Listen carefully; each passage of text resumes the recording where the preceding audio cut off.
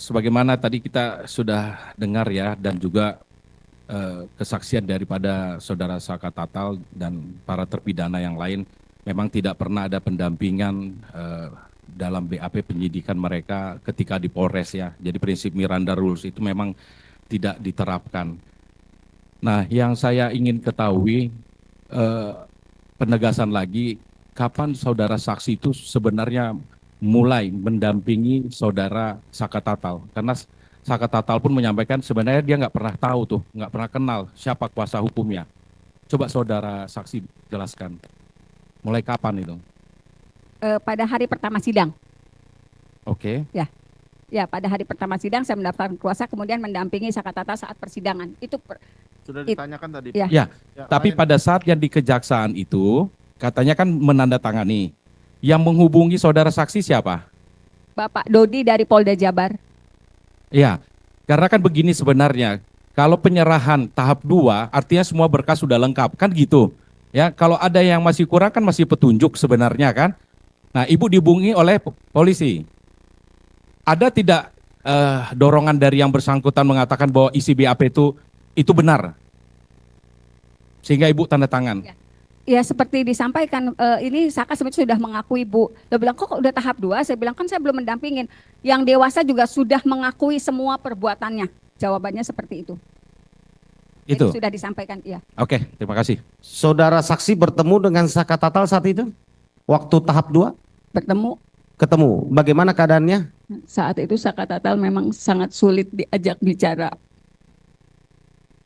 Jangankan oleh saya, tetapi juga oleh keluarganya. Waktu itu ada Selis. Saya waktu itu ngomong ke Selis, coba diajak ngomong, bener enggak seperti itu. Saka Tatal cuma geleng-geleng kepala, tapi dia nggak jawab apa-apa.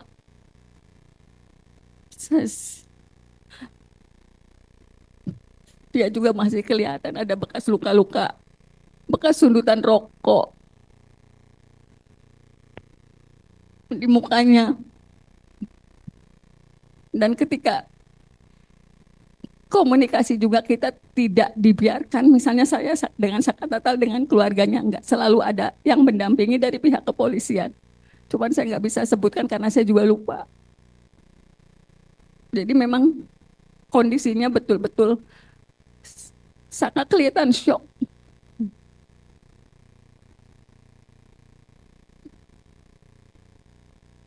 Dia menerima perlakuan yang luar biasa karena dia sempat menulis di secari kertas yang disampaikan kepada keluarganya. Teteh, saya disiksa, disetrum, disuruh minum air kencing. Cuma kalimat itu yang dia tulis di kertas kemudian dikasih ke keluarganya. Cuman untuk komunikasi dia nggak bisa sama sekali. Dan kejadian itu sampai November 2016. Saka Tatal masih susah diajak ngomong ketika sudah di rutan juga.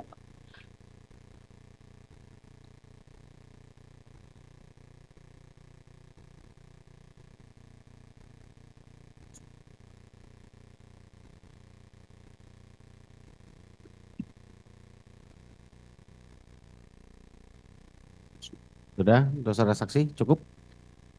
Kami ingin mengetahui tersangka yang lain. Di awal kan para keluarganya memberikan kuasa kepada saudara saksi selain Saka Tatal.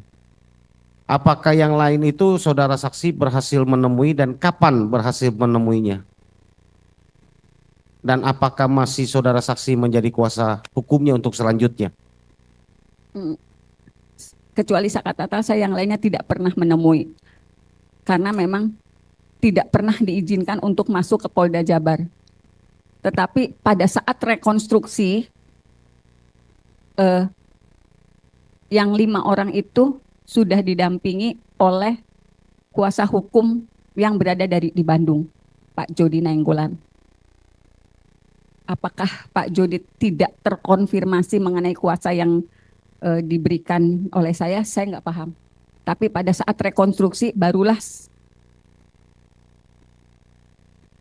saya dan keluarga semua terpidana melihat anak-anak itu dibawa ke Cirebon.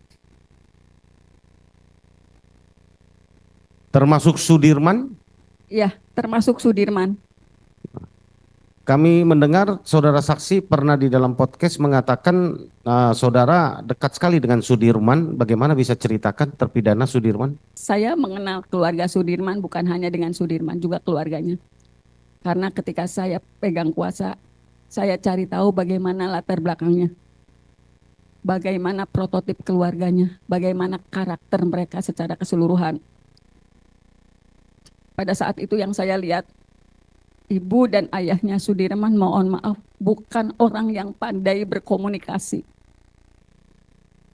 Ketika saya datang untuk mencari tahu bagaimana karakter yang ada, cuma mereka nangis karena mereka meyakini Sudirman adalah anak yang baik. Saya juga terinformasi kalau Sudirman, kalau mereka sih bilangnya idiot.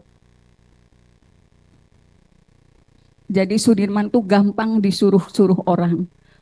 Kalau dia main bersama teman-temannya, dia lebih sering dibully dan disuruh ngapa-ngapain. Misalnya ngambilin minum, ngebeliin jajan.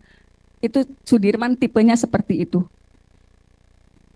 Tetapi saya juga dapat informasi dari yang lain, dari tetangganya, Sudirman tidak pernah bergaul dengan yang lain. Jadi dia di rumah, kemudian ke musola, selalu sholat berjamaah, dan mainnya tidak jauh dari lingkungan rumah. Oke. Itu yang saya terima dari keluarga Sudirman. Walaupun untuk informasi itu pun saya sangat sulit menggalinya karena memang keluarga Sudirman itu, mohon maaf kalau saya bilang, mungkin gennya untuk tingkat kecerdasannya tidak terlalu luar biasa. Saya melihatnya seperti itu karena sampai hari ini pun kalau saya berkomunikasi dengan ibu bapaknya itu sangat sulit. Sulit untuk mereka mau berkomunikasi dengan baik. Saya harus pelan-pelan. Apalagi ibunya sama sekali, misalnya Sudirman dulu kayak gimana, belum apa-apa dia udah nangis. Gimana saya mau menggali masalah Sudirman ke ibunya. Saya dapat informasi semuanya dari kakaknya, Beni. Itu yang masih bisa menceritakan bagaimana Sudirman sebenarnya. Jadi mohon maaf kalau di lingkungan sekitar itu Sudirman jadi bahan-bahan olokan karena dia, kalau orang Cirebon ngomong anak idiot itu. Karena Sudirman itu lulus SD ketika dia berumur 17 tahun. Jadi nggak naik kelasnya sampai 4 kali.